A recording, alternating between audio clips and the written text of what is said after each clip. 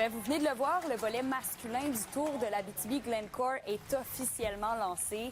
Et Zachary, vous vous trouvez présentement à la ligne d'arrivée de la première étape à Val-d'Or, qui a débuté quand même en fin d'après-midi aujourd'hui. Oui, effectivement, Kémilien, c'est une épreuve qui démarre en force alors qu'on fait le trajet Rouyn-Noranda et Val-d'Or pour cette étape numéro 1.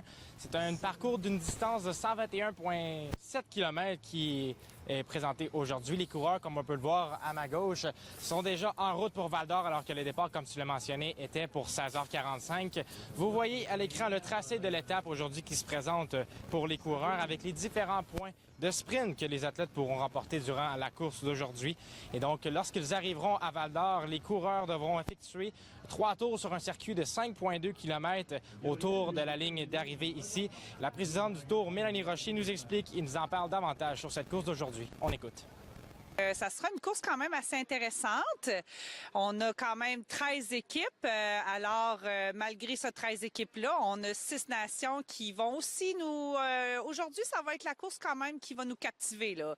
On va pouvoir définir qui faut regarder, qui faut suivre. On a des petits doutes sur, la France, si on se fie à l'année dernière.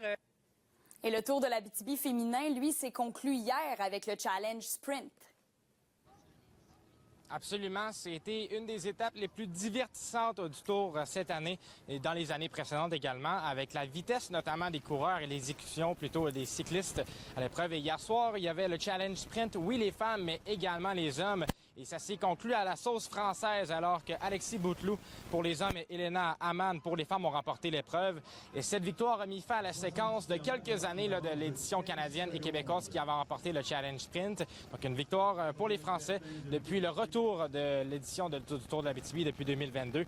La présidente du Tour de l'Abitibi, Mélanie Rocher, nous se réjouit du déroulement de la soirée et du niveau du spectacle offert par les athlètes. Voici ce qu'elle avait à dire. Très bien passé. Ça a été un super beau challenge sprint. Les coureurs nous ont offert un très beau spectacle.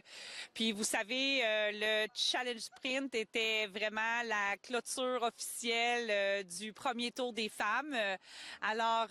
C'était un moment tout en émotion aussi pour nous, là. Oui, c'était extraordinaire, mais en plus la température était avec nous. Et je vous rappelle que je vais être sur place pour vous pour avoir l'arrivée des cyclistes qui est environ vers 19h10 pour cette première étape du Tour de l'Abitibi-Glencore 2025.